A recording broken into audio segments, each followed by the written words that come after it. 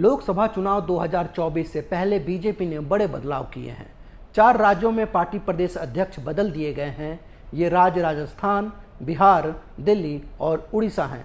अब समझते हैं कि ये कौन कौन से नाम हैं और अपने अपने राज्यों में कैसे ये बीजेपी को मजबूत कर सकते हैं। पहले राजस्थान की बात करते हैं। यहाँ अगले ही साल विधानसभा चुनाव होने हैं और इससे पहले बीजेपी ने प्रदेश अध्यक्ष की कुर्सी से सतीश पूनिया को हटाकर चित्तौड़गढ़ से सांसद सीपी जोशी को बैठा दिया है। सतीश पूनिया प्रदेश अध्यक्ष के पद को पिछले 3 साल से संभाल रहे थे। बीजेपी आलाकमान के इस फैसले ने कई राजनीतिक विश्लेषकों को चकित भी किया है, क्योंकि सतीश पूनिया को संघ की लॉबी के बेहद करीबी और वसुंधरा विरोधी नेताओं में से एक माना जाता था। लेकिन बीजेपी के इस फैसले के पीछे की वजह समझनी है तो सीपी जोशी के अध्यक्ष बनने से होने वाले संभावित फायदे पर एक नज़र डालनी होगी। सीपी जोशी के सहारे बीजेपी ने मेवाड़ क्षेत्र को साधने की कोशिश की है। यहाँ ब्राह्मण और वैश्य वोटरों की बड़ी संख्या है। यह बीजेपी का बहुत बड़ा वोट बैंक है। गुलाब चंद कटारिया को राज्यपाल बनाए जाने के बाद से ही मेवाड़ क्षेत्र में पार्टी के पास कोई दमदार चेहरा नहीं था। ऐसे में जाति से ब्राह्मण नेता सीपी जोशी को प्रदेश अध्यक्ष बनाकर एक तीर से 2 निशाने साधने की कोशिश की गई है। उन्होंने बीते दिनों जयपुर में ब्राह्मण महापंचायत में शिरकत भी की थी। दूसरी तरफ यह भी माना जा रहा है कि हाल ही में पूर्व मुख्यमंत्री वसुंधरा राजे की केंद्रीय नेताओं के साथ नजदीकी के चलते भी पार्टी आलाकमान ने यह कदम उठाया है। पूनिया की अपेक्षा सीपी जोशी वसुंधरा राजे के नजदीक नजर आते हैं। गौरतलब है कि जोशी को लोकसभा का पहला टिकट भी वसुंधरा राजे ने ही दिया था। अब जोशी को प्रदेश अध्यक्ष बनाकर पार्टी आलाकमान ने यह दिखाने की कोशिश की है कि वह नहीं चाहता कि चुनावी वर्ष में बीजेपी राजस्थान में किसी तरह की कोई गुटबाजी हो, जिसका असर चुनाव परिणाम में देखने को मिले। राजस्थान के बाद अब बिहार की बात करते हैं। यहाँ सम्राट चौधरी को संजय जायसवाल की जगह नया प्रदेश अध्यक्ष बनाया गया है। सम्राट चौधरी अभी बिहार विधान परिषद में विपक्ष के नेता हैं। सम्राट कुशवाहा जाति से आते हैं और माना जा रहा है कि बीजेपी उन्हें प्रदेश अध्यक्ष बनाकर नीतीश कुमार के लॉकुश वोट बैंक को साधने की फिराक में है।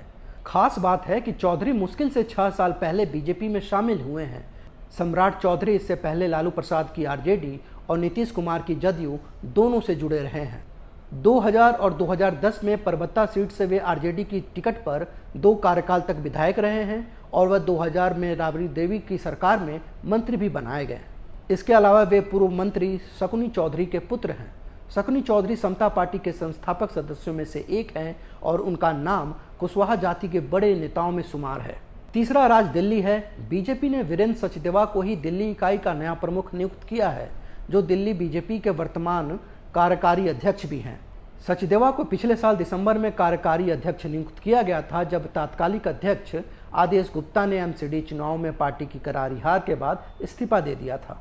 माना जा रहा है कि सचदेवा ने पार्टी के दिल्ली कार्यकारी अध्यक्ष के रूप में अपने छोटे से कार्यकाल में आलाकमान को प्रभावित किया है। उन्हें विवादों से दूर और पूरी तरह संगठनात्मक नेता माना जाता है, जो राज्य इकाई में सामंजस्य बनाए रखने में सक्षम है। ओडिशा में भी बीजेपी अध्यक्ष को बदला गया है। वरिष्ठ बीजेपी नेता मनमोहन सामल को पार्टी ने ओडिशा इकाई का अध्यक्ष नियुक्त किया है।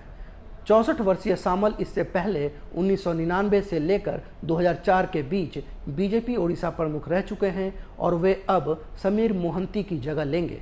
आरएसएस के स्टूडेंट विंग एबीवीपी के साथ अपने राजनीतिक करियर की शुरुआत करने वाले सामल ने आरएसएस कैडर के रूप में समय बिताया है और अपने संगठनात्मक कौशल और सभी को साथ लेकर चलने के लिए वे जाने जाते हैं। भले ही जाति या धार्मिक फैक्टर ओडिशा की चुनावी राजनीति में बहुत बड़ी भूमिका नहीं निभाते हैं, लेकिन सामल के अध्यक्ष बनने से बीजेपी को ओबीसी वोट बैंक के समर्थन हासिल करने में मदद मिलेगी। हालांकि राज्य में ओबीसी का कोई औपचारिक सर्वे नहीं हुआ है, लेकिन एक अनुमान है कि राज्य की आबादी में ओबीसी का लगभग 54% शामिल है। यानी इन चारों कमांडरों को देखकर यह समझ आता है कि बीजेपी आगामी चुनावों से पहले इन राज्यों में न केवल अहम वोट बैंकों को साधना चाहती है, बल्कि नए नेतृत्व की मदद से पुराने आंतरिक कलह का समाधान भी चाहती है। हालांकि यह देखना बाकी है कि भगवा पार्टी इसमें कितना सफल हो पाती है।